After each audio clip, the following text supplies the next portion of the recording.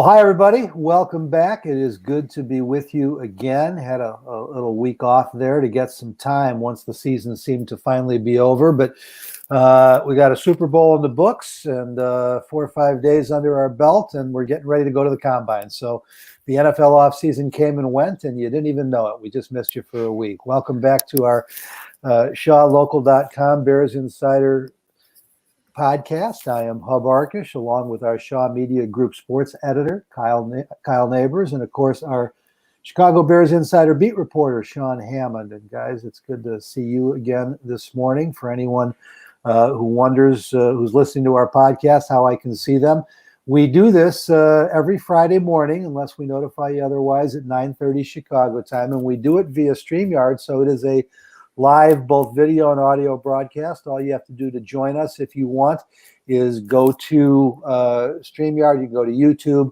or you can go to our Twitter handles. You can go to @KyleNabors.com, @Sean_Hammond, @Hub_Arkush. You can get into the podcast and participate anytime you want. Again, it's every Friday morning at 9:30 Chicago time.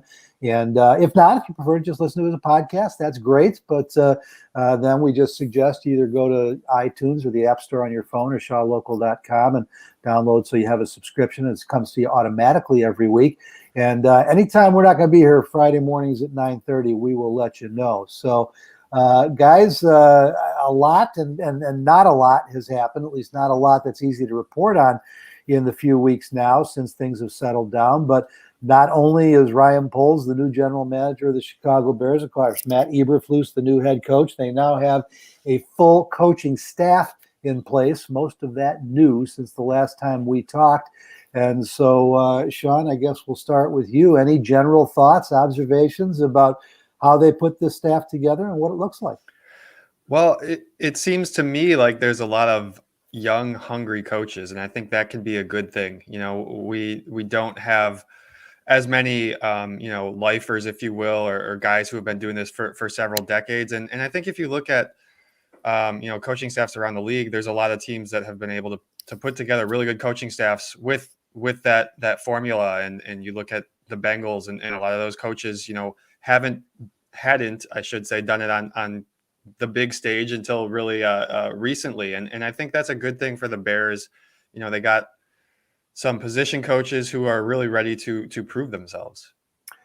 Kyle, it's an interesting mix. There's no question about that. Actually, the defensive staff is practically Eberflus's entire staff from Indianapolis, guys who have been around for a while, although they're kind of more middle-aged than lifers, as Sean points out. I mean, one of the problems I had with Matt Nagy's staff is a few of the people he brought in were just guys that he was comfortable with.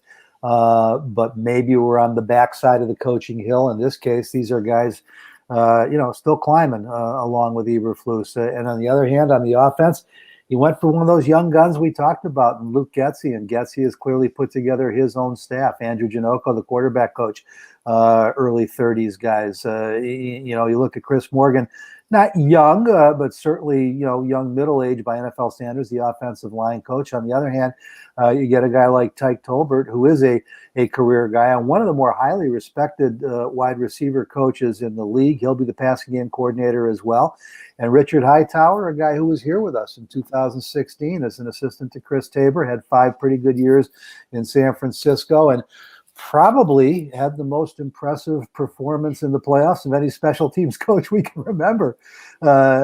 Pretty much won he didn't, but his special teams won the game over the Packers for the 49ers. So I guess you can feel kind of good about that one going in. Yeah, I think you should feel pretty confident about the defensive staff that Matt Eberflus has put together here. It's a solid team, a solid roster of coaches that you should feel pretty familiar with if you've seen the Indy defense the last couple of years. On the offensive side, it's a bit more of a question mark, right? We're not quite sure what things are going to look like under Luke Getsy. Tariq Cohen, I did like that hire. We just started the report card series, looking back at the 2021 season, kind of where the Bears begin this offseason. Hub, your wide receiver profile posted last evening. As you said, I mean, it was a disaster in 2021 for the Bears, and you come into this offseason with pretty much Darnell Mooney is your only established receiver on this roster. So they're going to need to rebuild this receiving corps throughout the offseason, whether that's via free agency or the draft, probably both. I think you said that you'd be surprised if they didn't spend a second or a third round pick on a wide receiver. So having someone like Tyke Tolbert in the building makes me feel a little bit more confident that they're going to be able to get that position rolling a little bit quicker.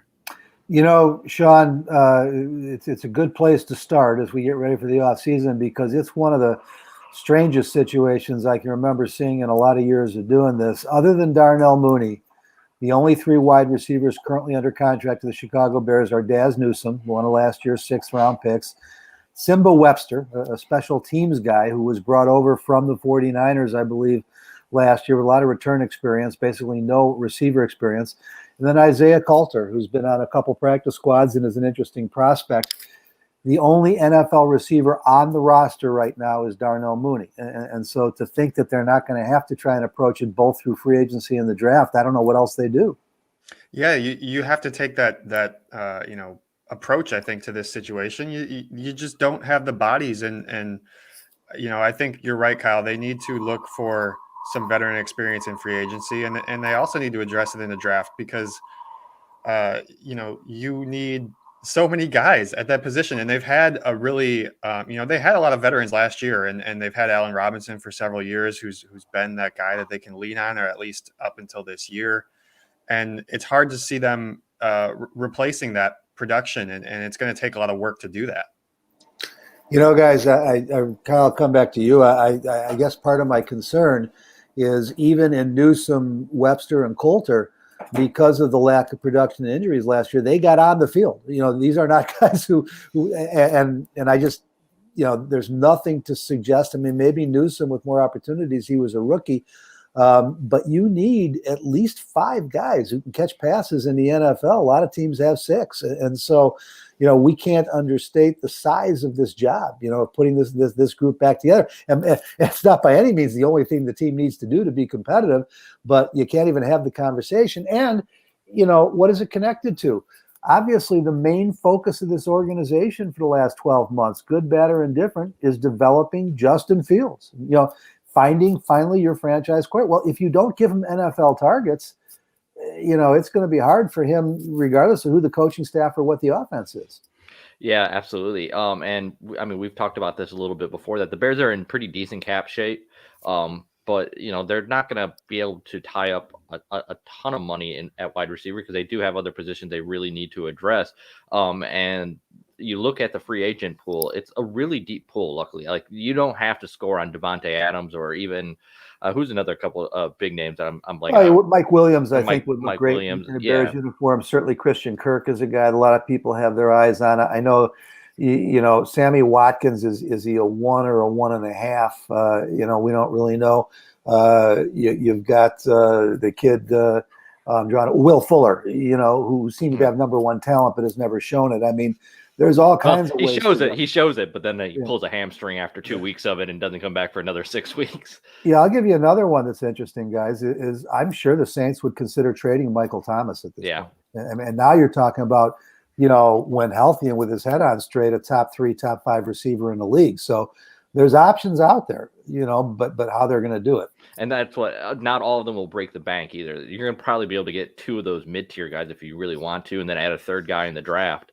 So I expect to see, multiple recognizable names in here this offseason.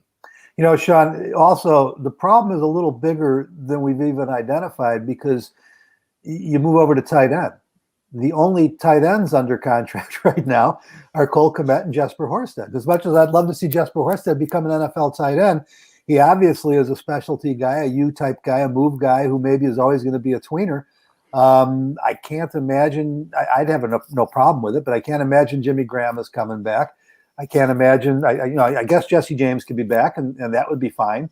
J.P. Holtz is a 3 or a 4 at best. So, fortunately, David Montgomery and Khalil Herbert are good pass catchers, but it's the entire receiving core. And I think the problems for Fields were really threefold. One was obviously that he wasn't ready. 2 was the coaching staff and the offense. But 3 was the lack of dependable targets, and then we come full circle to Allen Robinson.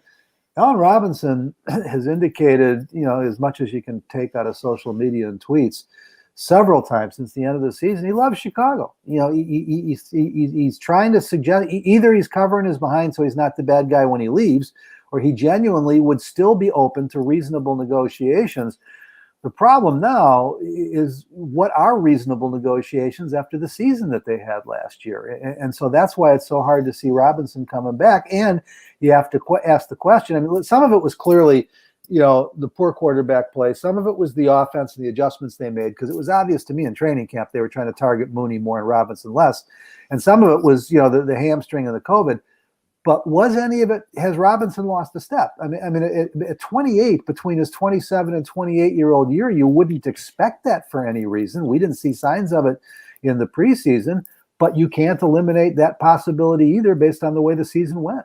No, and that's why these, I'd love to be a fly on the wall in those negotiations with Allen Robinson and his agent, and what exactly they're trying to get this offseason. Because, this season did not go to the plan for him, and certainly he wanted to put together another 1,000-yard season or something like that to put that on his resume and hopefully, make a lot of money this offseason. And it'll be fun to watch how that turns out and how all those discussions are going on. Was it the offense? Was it Allen? Was it the quarterback? There's all those different discussions. And Hub, you mentioned the tight ends too, and I'm writing up our position look at the tight ends today. And it's Cole Kmet, and there's really not a whole lot else coming back. And we saw flashes of that Justin Fields and Cole Kmet connection in some games, and they looked good together. They looked on the same page. That Pittsburgh game stands out. There's a couple other ones in there, but they're going to need more bodies there too. And I don't know that they can. I would be surprised if Jimmy Graham comes back, especially with what he's going to cost you and what he realistically produced for you last year. And I don't know how much money they're going to want to spend on that position, but they need more bodies, because you can't rely solely on Cole Kmet just because, what if he gets hurt and you're left with nothing? I want to bring in a question from Thomas Klein here, since we're talking Allen Robinson, if that's okay, Hub. Yeah, I noticed Tom's question up there, and it is interesting. I know I can. There we go. We now have two reports of Nagy skipping meetings with players, Mitch and Robinson. What do you make of this? Have you heard anything from your sources that would explain it? Honestly, I haven't done any work on it because it's old news. At this point, Matt is gone, Mitch is gone, and we assume A-Rod may be gone. And Tom, I understand why you asked the question. I think it's great that you put it the way you do. We have reports of these things. This is the after the fact cleanup. This is guys getting things from players, coaches, people inside, most of whom are gone or worried that they may not be staying. People have access to grant. I don't know, to be honest with you. You can get into a situation when an alleged meeting was missed that you could hear the explanation from both Matt and Mitch, and both could sound reasonable. It could be that Matt just blew him off and was wrong. It could be that Mitch missed. I don't know, is the honest answer to your question. Okay. And as far as the report of him missing a meeting with A-Rob, I have to be honest, because I pay so little attention to some of this stuff. I wasn't even aware of that one, I do know that Allen Robinson could not have carried himself any better, because he's as classy a guy as you'll find in the NFL. And while I think that we do now have questions being raised about what was really going on with Matt Nagy, and those are fair questions if you want to go backwards and try and figure it out.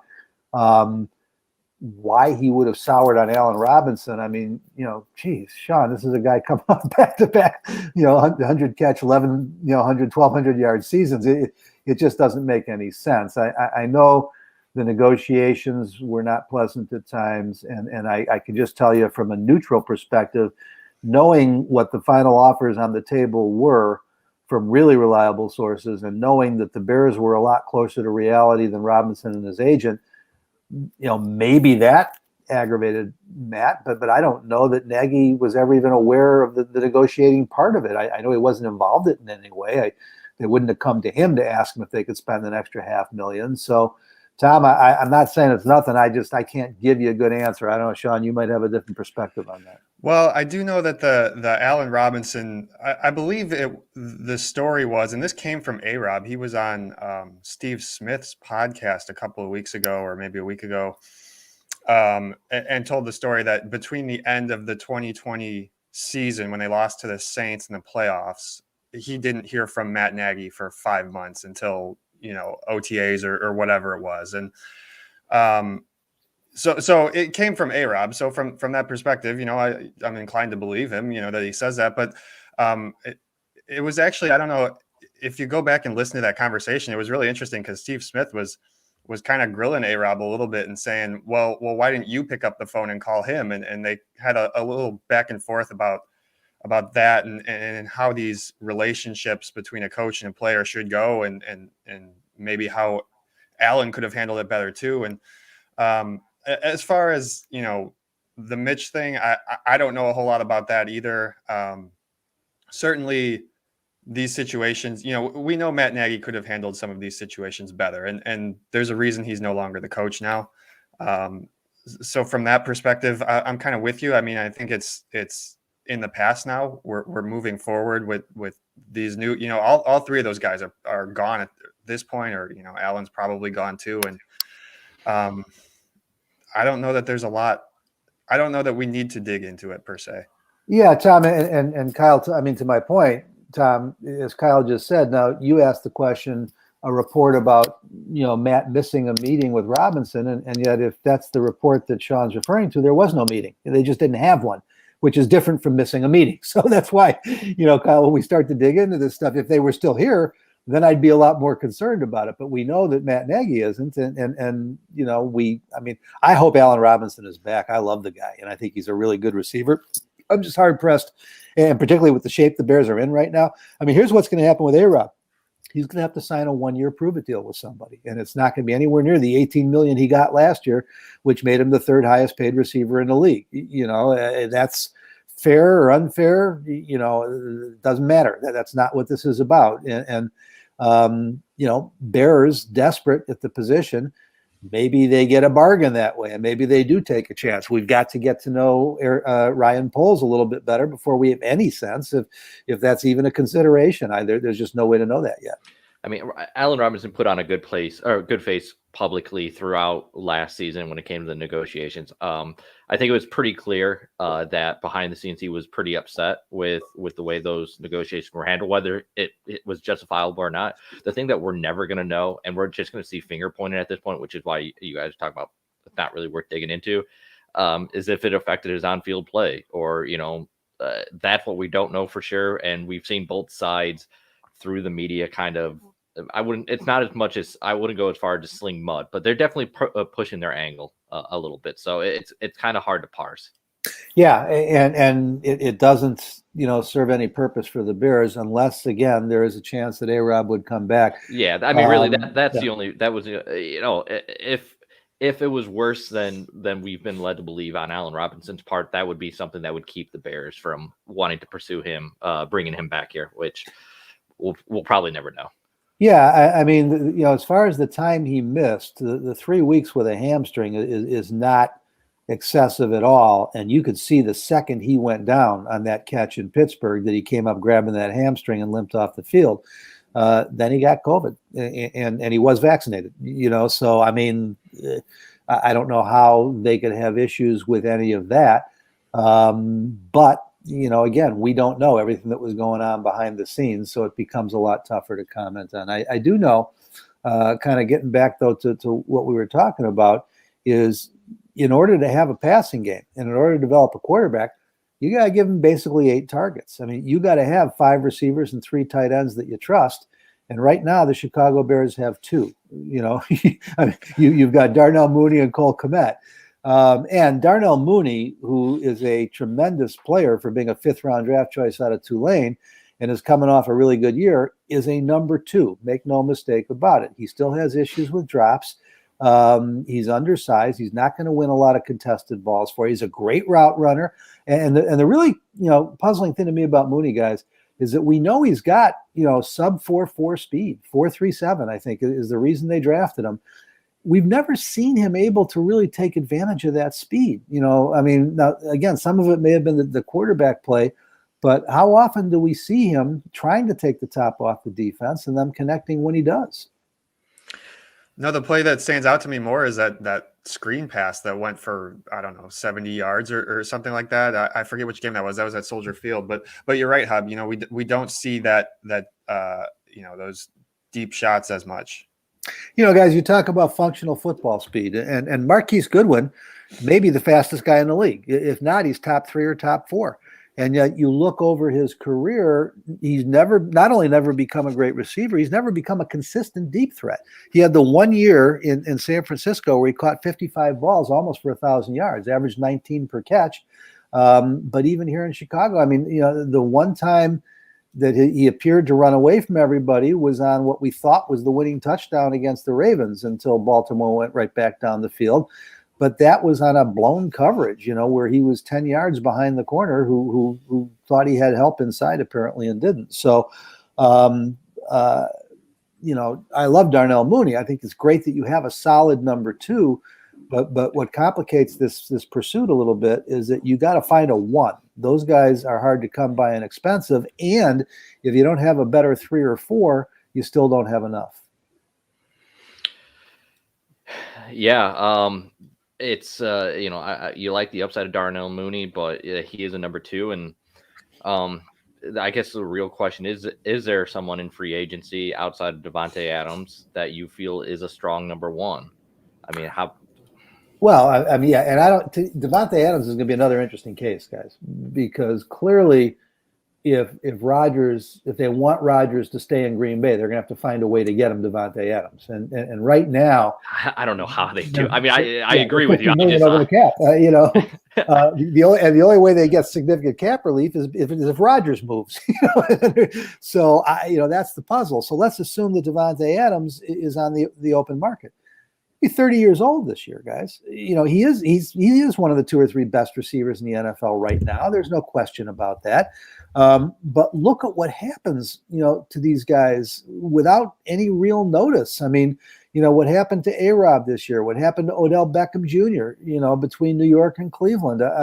You can find wide receivers all over the place that, they don't just hit the wall and stop, but they start down the backside of that hill and they're suddenly not $18 million a year players, So, I mean, Davante Adams could command $20 million this year. Maybe on a 2 or 3 year deal, but that's not what he wants. And who's going to give him more than that? So even at the very top of the food chain, there's going to be issues there. I mean, to me, it makes a lot more sense to tag and trade him than anything else.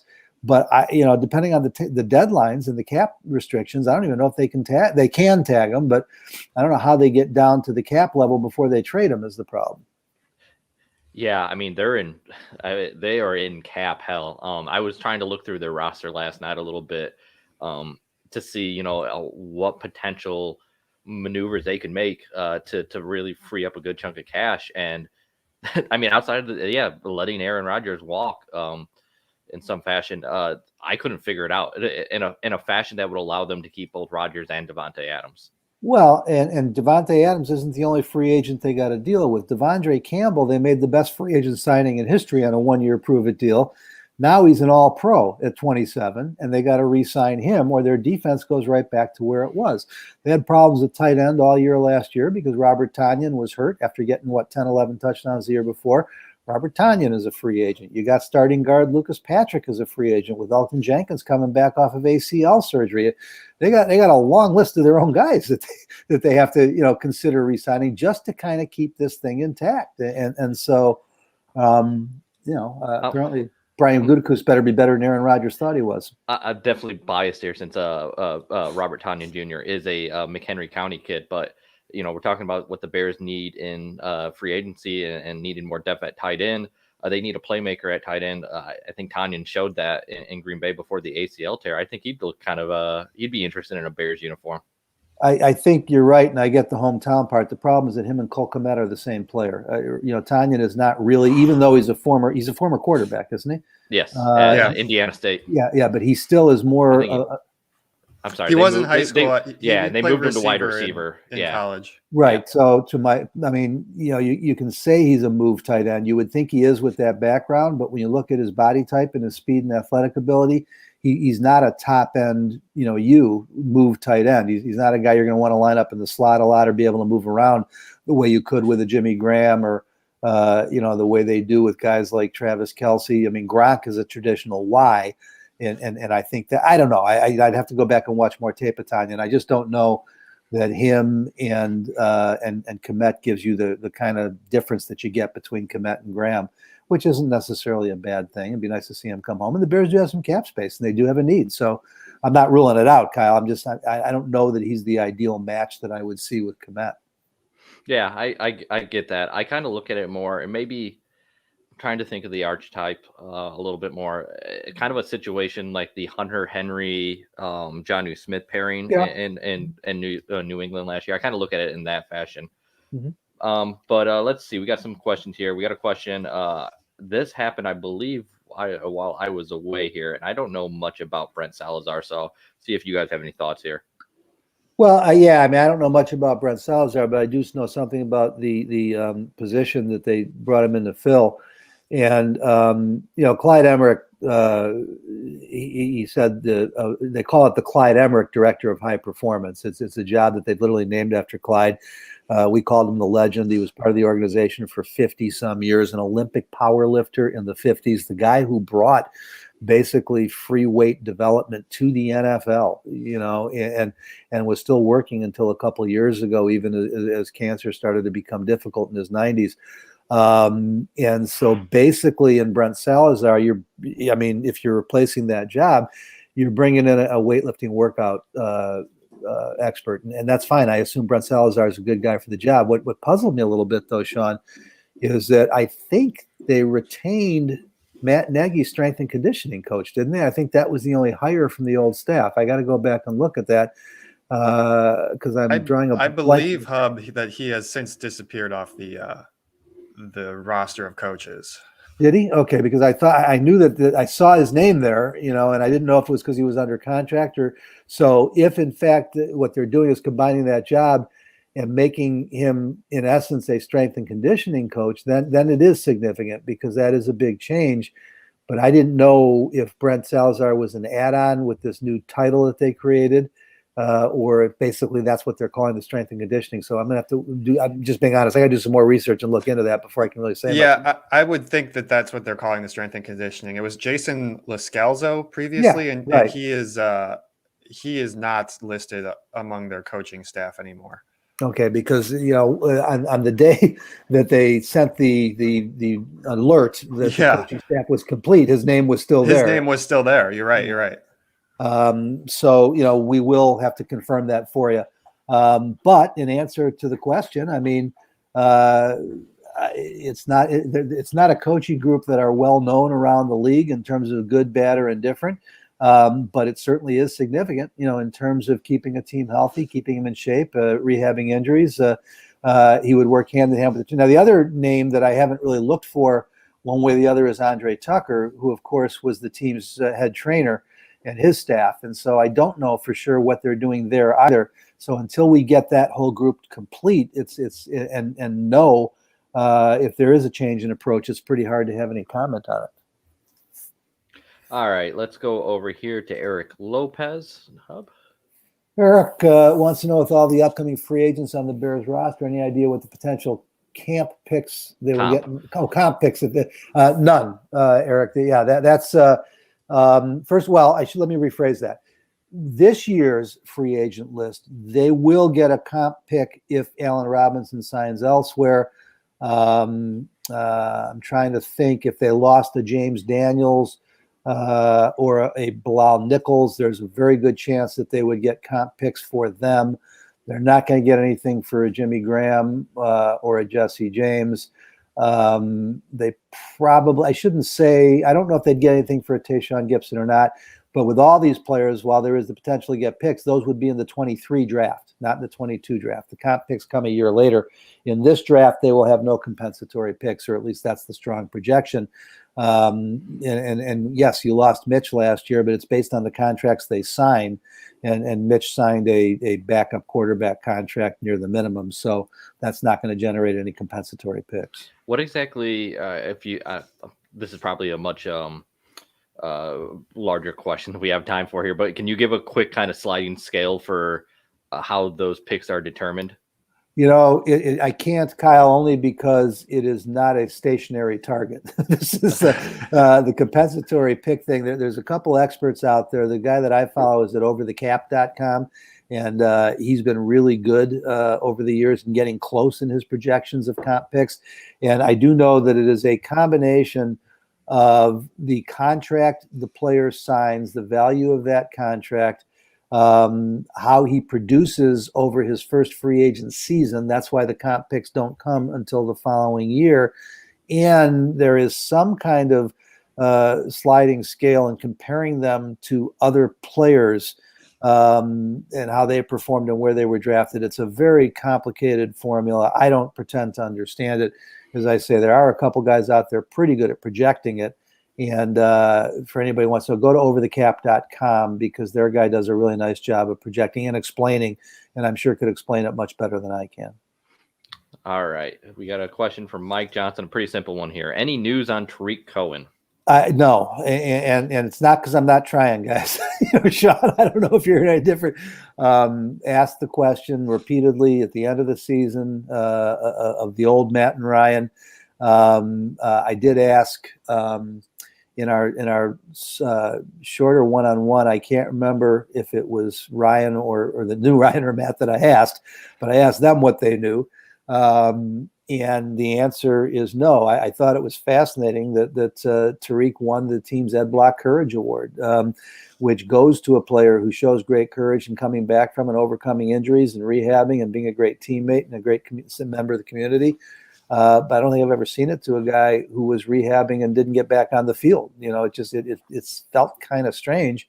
I'm happy for him, and I've been involved with the Ed Block people over the years. It's a great cause, and I'm not saying Tariq's not deserving. But we have no more idea today than we did on the first day of training camp, what his status is going to be. We asked constantly. We were told he's working hard. We'd see him out there. He looked great. He was definitely, trying to help his teammates out. He was bouncing around the practice field eventually. So, early on, we could see he wasn't even moving properly.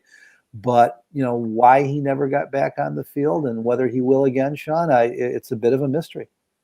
Yeah, we did see him every day. He was out there pretty much every day, and he helping out where he can. If the quarterbacks needed a stationary target, he would catch the ball and do those less movement involved things. But I think the Ed Block thing tells you what his teammates think of him. Whether he was able to get on the field or not. I'm curious to get your opinion on this, Hub. What do you think the Bears do with him this offseason? Is he simply just a cut candidate, or do they see how the next 6 months go in terms of whether he can get back onto the field and show a little bit of what he used to be? Well, you're not in desperate cap space, and so you get nothing, if you just cut him. And this is a guy who's been an All-Pro, when healthy, as a returner, if nothing else. I mean, if Jakeem Grant was under contract, maybe you'd think differently, but Jakeem Grant is a free agent. He's 32 years old. Tariq is 25, 26. So, maybe he's 27. I don't know. It's, a full ACL, which he did have, the whole knee was torn up, is a 12 to 18 month injury. It happened week 3 of the 20 season. They had to wait a couple weeks for the surgery, to let the swelling go down. So it's not, absurd or out of the realm that he would miss the entire following season. It's just that other guys are somehow coming back and rehabbing much quicker, and I guess it just depends on the individual. There was a report that he may have needed a cleanup procedure or a follow-up surgery in February of last year. That was never confirmed. And so we don't know if it did happen, what that surgery was.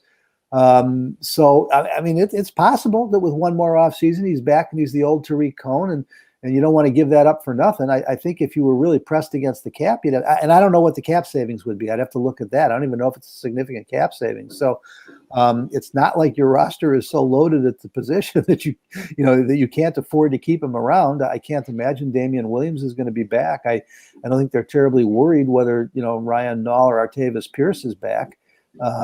So I would think you hang on to him and see if, unless he's a medical reject. If you don't think he's ever going to pass the physical, then it's time to move on and look for another option. That's the real question, right? I mean, you mentioned it early in this conversation, Sean, that early in the season, I remember back in September, he was still limping on the sideline. I think that probably does lend credence up.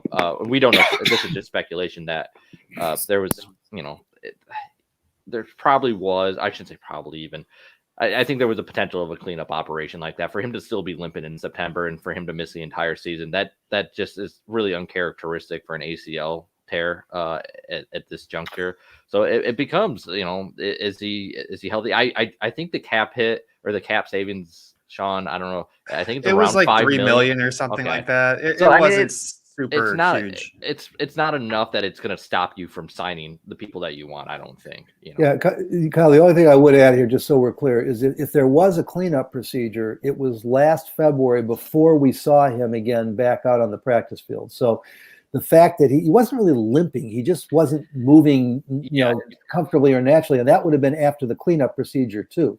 Right. That would not have been before. And that if there was a cleanup procedure and he was still having those problems, that would really concern me. Again, I'm not comparing me to any of this, but I've had both knees scoped, which a cleanup procedure would almost certainly be a scope. And I do know what the rehab from that is. Now, not, if you're still trying to overcome the prior damage before you went into the scope. But if they did the cleanup procedure in February, to see him still not moving naturally by, June and July, that felt very strange, again, if there was a cleanup procedure. Yeah, that's what I mean. It was strange that he was still moving kind of gingerly in September, whether it was from the original operation or a cleanup. Right. All right, let's go over Hairless Yoda and Dennis Lanahan have questions about offensive line and free agency. Who are some offensive line free agents that you could see the Bears potentially targeting? Yoda, it is probably the second strongest area of free agency beyond wide receiver at the high end. But now you're talking about a bunch of middle-aged guys who you, again, worry about what these contracts are. You look at a guy like, Trent Brown, who I want to say is about 30, who could get a high-end offensive tackle contract. I want to say, I don't have the list in front of me. I know Orlando Brown is going to be a free agent. Armstead. Tariq Armstead. I never screwed up. Taron Armstead. Taron. I wanted to call him Tariq. It's Taron. Taron Armstead is one of the best left tackles in football. He's 31 years old. The Saints are $80 million over the cap. I mean, you got to believe this guy is going to move. But what kind of deal do you give him? Now, I would think it would be a stroke of genius by the Bears to go sign Taron Armstead, move Tevin Jenkins to right tackle where he belongs, move Larry Borum inside to right guard, and move James Daniels back to center. And you could be looking at a really high-end offensive line with just re-signing one of your own, signing one big free agent, and really be in good shape. So that could be exciting. If you want a center, Ryan Jensen is out there. He is better than Sam Mustipher, but he's not a guy I want to give a $50 million contract to. And I keep getting stuck on the fact that James Daniels, who is a free agent, was the best center draft prospect we had seen in probably 10 years coming out of Iowa, and got about a 6-game trial, at the position with the Bears. And because he was young and wasn't recognizing things and calling signals, they moved him back out to guard. I rely more on my buddy Olin Kreutz, who knows a lot more about being a Pro Bowl center than I do, who has agreed with me from the jump that ceiling-wise and projection-wise with Daniel's tools, that he thinks that we agree, he probably projects better as a center than a guard. And so that would be a way to go. I think Larry Borum looked like he had more upside at left tackle than Tevin Jenkins, to be honest with you. So if you're going with the youngsters, I'd rather see Borum on the left and Jenkins on the right. I don't know if they agree with that or not, this new regime, but there is also some real high-end talented guard, including Brandon Scherf and Trey Turner. These are Andrew Norwell. I mean, these are Pro Bowlers, all 31, 32 years old. And so if you can get them on shorter, 2, 3, 4 year deals, it's exciting. But if you got to do one of these 5, 6 year deals that you're always, trying to catch up with and never getting the value in the last 2 or 3 years, particularly with a new regime coming in here and talking about building through the draft, I think they're probably going to be reluctant, Sean, to make those kind of deals. Yeah, and I wouldn't be surprised with everything that we've heard from Ryan Poles. I wouldn't be surprised to see him, address the line in multiple places. And yeah, he's a former offensive lineman. He's a general manager now with experience evaluating the O-line, and maybe moving James Daniels to center is one of those moves that he's looking at and thinking, how could we best maximize the potential of these guys that we have here now? And I wouldn't be surprised if they do go out and sign somebody. I think that tackle situation that you're talking about, Hub, makes a lot of sense. You could move a guy like Larry Borum to guard and have potentially a really good line.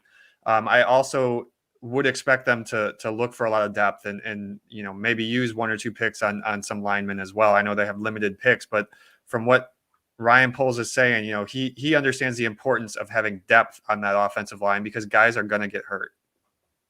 It's something interesting with the offensive line that I've noticed, and this has somewhat to do with the cap situation during these last 2 COVID years, or particularly last year, was we saw a fair amount of veteran offensive tackles kind of linger in free agency. So I think there's the potential, if we see something like that again, where the Bears maybe hold off on that first run of guys and wait to see what kind of, if they can get one of those older veterans on a 1, 2, or 3 year deal. Well, and the guy you could probably get on a 1 year deal is Jason Peters. And at 40, it sounds nuts, but he was playing really well the second half of the season. I'm still absolutely stunned by how well he played with this year. No off season, no training camp. A guy comes in like a man 340 pounds like that, who looks like he's never been in shape. Believe me, he has been. He's going to the Hall of Fame. But guys, part of the issue with this, and this is not a cop-out, this is just timing and time of the year. We are going to get another visit with both Ryan Poles and Matt Eberflus the week after next at the Combine in Indianapolis. It will be it'll be in person, which will be nice, and I think it'll be in a larger group, more traditional presser setting. We'll learn some more. If there are owners meetings, that's where you really get a chance to sit down with these guys for some extended time and go on and off the record. And that's where you get a chance to start to know them a little bit. But you look at 2 moves that were made this week, and I don't know what to make of them, but they signed long snapper Bo Brinkley and punter Ryan Winslow. Now, both Patrick O'Donnell, who's been with the team, 8, 9 years now, and is a good but not great punter, but has improved every year as a Bear, and Patrick Scales, who I believe initially took over from Pat Manley, are both free agents. Does this mean that they're moving on? I mean, Winslow has never really been an NFL punter. He started as an undrafted rookie free agent with the Bears. He may have kicked in a couple games over the last few years, but he's not an established punter. Brinkley, on the other hand, he is an established long snapper. He's done it in the league for a couple teams over 5, 6 years. But you see moves like this, and is it just, do they hope to bring back, O'Donnell and Scales too? And is this camp competition, which would not be unusual, would be wise? Or are O'Donnell and Scales not coming back for reasons, that the new personnel evaluators are in charge of? And Sean, this is the stuff that we just have to let play out a little bit before we have a better sense of what the plan is. Yeah, it's hard to know what those moves signify, and you're certainly right about the punter. He doesn't have a ton of NFL experience, and certainly O'Donnell does, and sure, he could improve in certain areas, but he's generally pretty good at what he does. I don't know. Maybe they are looking at going in a new direction at those positions, and those guys both of them are going to be free agents, aren't they? O'Donnell and they are free agents. Yes. Yeah. So, but I mean, Brinkley has 138 NFL games. Winslow has 6. Yeah. So that's the, I mean, what do they know about Winslow that the other three teams he's been with didn't like? That's where, and by the way, he may be the next Pro Bowl punter. I'm not criticizing the move. We just don't know, how Ryan Poles and his staff are approaching this is the point. I didn't expect some punter talks today. Yeah. not a lot of time spent on punters usually. I like it. Yeah, I have no idea what the plan is there. I mean, it's not like signing Patrick O'Donnell is going to be a big cap hit either. I don't, how many punters really, dinging against the cap in the league right now. I guess this is what's part of, not guess, this is part of what's exciting about starting over with the new regime, particularly Ryan Poles.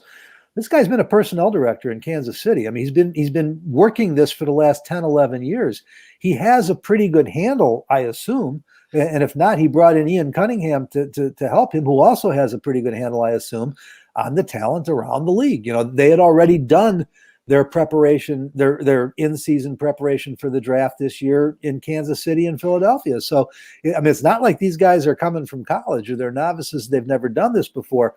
So when they sign a Brinkley or a Winslow, I take it seriously. But I don't know if it's for competition or if it's tryout players or if they think that they've now got their new long snapper and punter. That's what we have to wait and see. And maybe it's just a message that, hey, nobody's, everybody has to prove themselves, even our longest tenured players, because Scales is the longest tenured Bear, is he not, Hub? I think it might have been O'Donnell. O'Donnell? Yeah, well, O'Donnell's been here longer than Scales, and I'm trying to think. Sherrick McManus didn't make it back this year. So I think it would have been Patrick O'Donnell. I do believe that Kyle is right about that, or may still be Patrick O'Donnell. And the other thing of note, guys, and this is not really relevant to how good or bad the Bears are going to be, but it does become an issue. Patrick O'Donnell is the Bears player rep. And I know that he's not a rabble rouser or a radical or somebody who gets overly involved. But whenever player reps are in jeopardy, you keep an eye on that too, because it does have a ripple effect, in the locker room and with the team. All right, let's head over to Brian Lindgren here, Hub. Brian, I apologize. I'm trying not to clear my throat into the mic, but it's tricky sometimes on these things. I have a little throat problem this morning. What is the logical timeline to have an answer on Aaron Rodgers by the draft in order to trade picks? Brian, I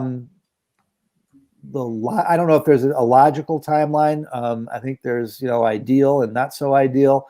Rodgers has indicated that he doesn't want to drag it out because he doesn't want the team to suffer. Have no reason to doubt him on that, other than the fact that he dragged it out throughout the entire offseason last year and didn't care if the team suffered. So, I guess we have to wait and see. The team has already said what they want. Everybody who can speak has spoken. Mark Murphy, the president of the team, Brian Gutekunst, the general manager, Matt LaFleur, the head coach, they've said, we want Aaron Rodgers here. We want him back.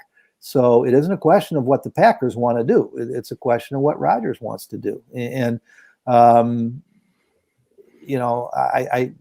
can't pretend to know what he's thinking. Contrary to what some people want to believe, I don't even know what his political views are. I don't know what goes on inside Aaron Rodgers' head. I don't know. Sean, I wish I had a better answer, but I will tell you that I think where you were going with this, maybe I should try answering your question because I think I know what you're asking. For the Packers, yes, ideally, for anybody, it's before the draft because you want those picks this year, or a pick this year. You're going to get multiple picks. And if you're going to be without Rodgers on your roster this year, you want one of those first round picks this year. So from the team perspective, you'd almost, you would, if Rodgers is genuine, he doesn't want to hurt the team, he should make it happen before the draft. If he's leaving, if he's staying, I guess it doesn't matter. But the team has already said where they're at. They have no control over this. This is in Aaron Rodgers' hands now, and hopefully he won't drag it out this year the way he did last year. Yeah, I think one other date to watch too is that franchise tag deadline. We were talking earlier about Devontae Adams and Rodgers and how they sort of coexist in this offseason. And certainly if you're the Packers, you would want to know who your quarterback's going to be by that deadline, which is March 8th this year. But before you know what you're going to do with Devontae Adams, but who knows if Rodgers is thinking that way. Yeah, I mean, I think it's a great point, Sean. They certainly can retain Adams without tagging him, and if they don't, he's not gone, on March 8th. But that shows that they've protected themselves either way, and it does send a powerful message to Rodgers. So in that case, you're absolutely right. Of course, the problem is that once you tag him, I guess you can rescind those tags too. But I'm not sure what the deadline is on that. So that's something we'll look into and have an answer next week. I think the deadline is usually, is it June? Well, there's a deadline to sign to accept the tag. Okay. And there's a separate for when you can rescind it. But I don't know about rescinding them. I know you can, but I think it may be even earlier than that. I don't know. We got to look into that to get the information. I apologize. If Aaron Rodgers isn't back in Green Bay, I don't expect Green Bay to go the free agency route for a quarterback. I think they'll probably give Jordan Love a year, but if Aaron Rodgers isn't back, they certainly would want to know before the draft, one, so they can get the draft pick. But I would assume they probably wouldn't spend a first rounder on a quarterback, but I could see them spending a day 2 pick on a quarterback because I don't know about you guys. They very small sample size. We saw Jordan Love live in game action. It didn't go well. I don't know if they view him quite as highly as they did when they drafted him. Yeah, I mean, Kyle, I think that's more than fair. But the flip side of that issue is that not only do you use a first-round pick to take him, you traded up to get that first-round pick. So you have multiple assets involved. This is his second year. He's had one start. And if they are ready now to use a first-round draft pick again on a quarterback, then that's an admission of one of the great failures of all time. That's what I'm saying. I think Jordan Love would be their first choice. Give him a chance, but I do think they draft a quarterback. Yeah, like I said, second, third, maybe fourth round. Someone that if Jordan Love does fall flat on his face, that they can say, okay, we have a backup plan to try and develop. I think they have to do what the Bears did last year with Dalton, only do it better. I mean, you're in the same boat, really. You have to bring in a veteran who can start if Love can't, because you're the defending number 1 seed in the NFC. And, we have lived for the last decade, it seems, on this premise that the Packers are a mediocre football team without Aaron Rodgers.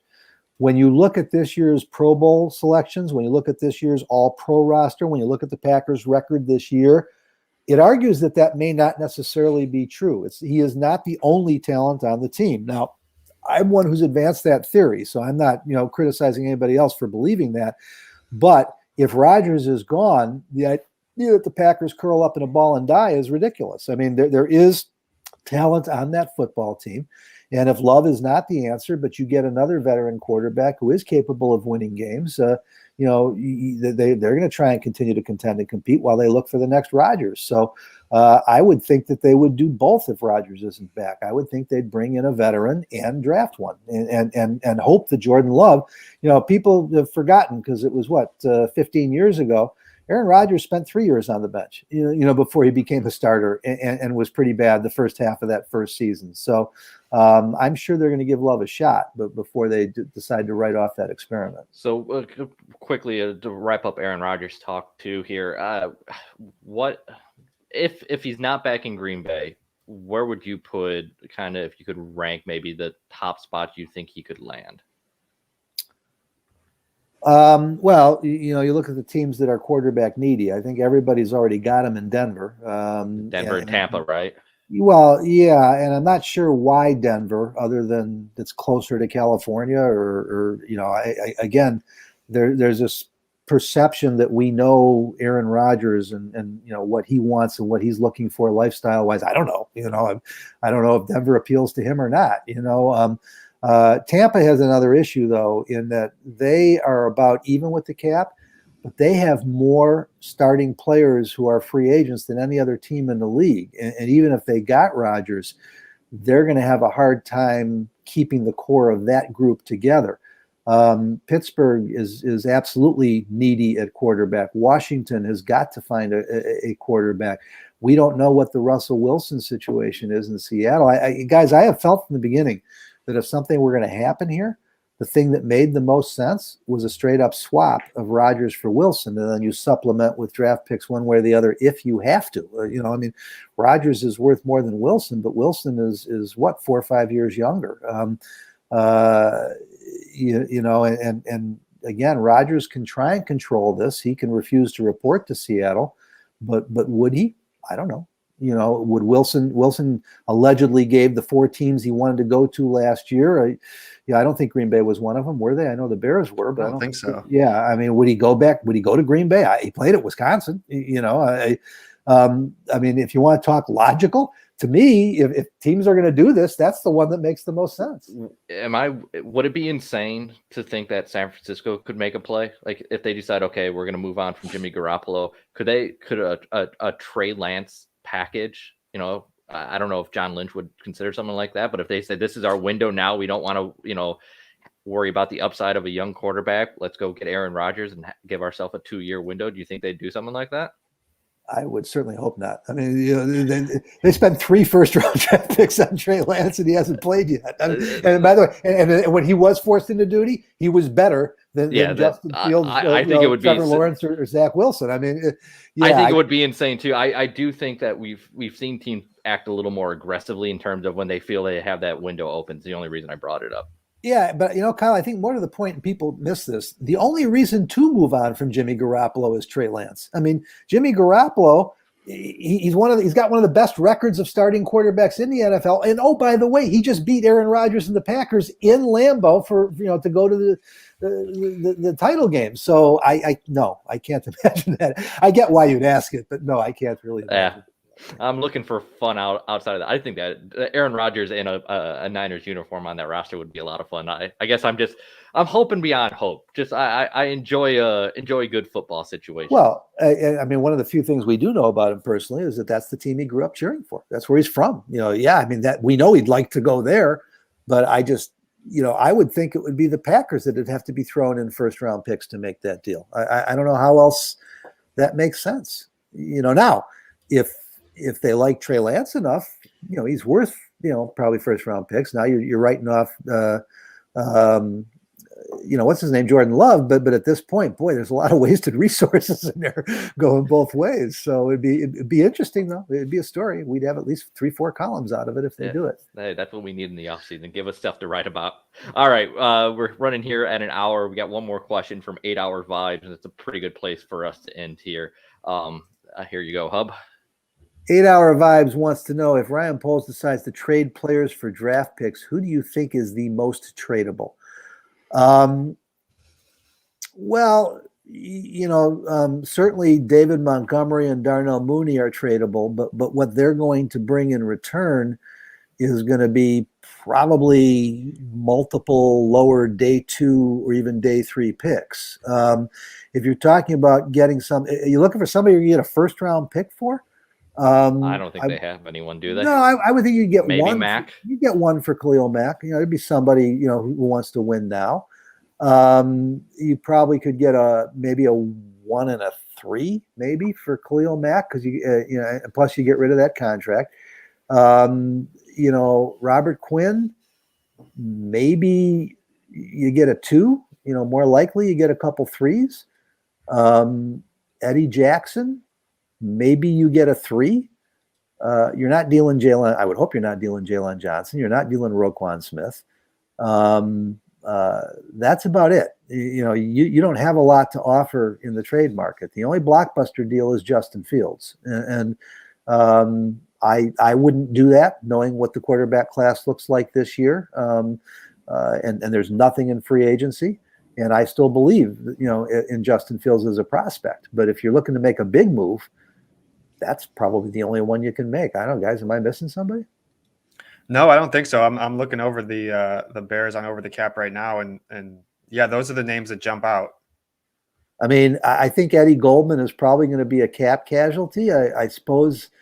I mean, but he's not a cap killer. You might be able to get a 4th or 5th round pick for him. Yeah, maybe Eddie Goldman. I don't know what you could get for Nick Foles, but then you need a backup quarterback too.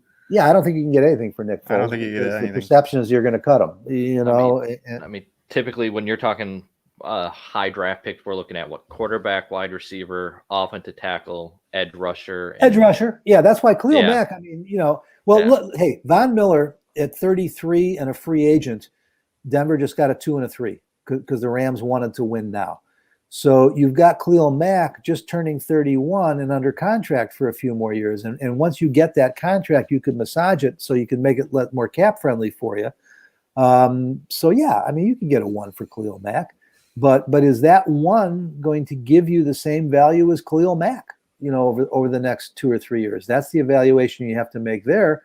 It does clear some cap space. Now, when I asked Alan Williams, how exciting it was to know he's converting this 3-4 to a 4-3, and he has Khalil Mack and Robert Quinn as his 2 down ends, he was practically turning somersaults. I mean, to run, Khalil Mack is an all-pro at defensive end. This perception that they're switching to the 4-3 and it doesn't play, that's not true. I mean, he was an all-pro in Oakland playing with a hand on the ground. He can do either, and so this gets to this key question, guys, of how competitive they expect to be this year. And I guess this is a good place to wrap up this week because, Sean, I asked the question, other people asked the questions. Every time we asked it, we've gotten the same answer from both Ryan Poles and Matt Eberflus. They want to try and win a Super Bowl this year. They didn't say they're going to be able to, but they said, we expect to attack this and try and win games immediately. And to quote Ryan Poles, we want to take the NFC North and not give it back. And he didn't say in 2 or 3 years, So now that doesn't mean that his approach to doing that won't be going young. But man, I don't know how you're going to be as competitive with whatever you get for Khalil Mack as having him at least for the next year or 2. No, I would flat out be shocked if they made a move like that. I mean, I really just don't see that. And you're right. They're Alan Williams is super excited to get to work with these guys, and that's part of the reason why this is such an appealing job, because of guys like Khalil Mack and some of those pieces on the defense. That really it won't take all that much. It won't take a Herculean effort to get this defense back into top shape. Kyle, basically the fact that Roquan Smith isn't an all-pro and Pro Bowler is ludicrous. He was a second-team all-pro last year. I don't know if he was this year or not. But when you look at having all-pros and Robert Quinn, Khalil Mack, and Roquan Smith and Eddie Jackson, I realize they're not today. They may not have been in 2021, but you have that kind of ability and reason to believe that every one of them can still play at their peak. You've got the nucleus. You can build a pretty good defense pretty fast.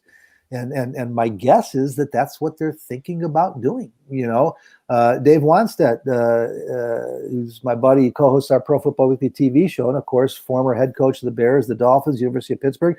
He made the point that when you are trying to develop a young quarterback and a good offense, the last thing you want to do is strangle them with a leaky defense. And one of the best assets to do that is to have a defense that keeps you competitive.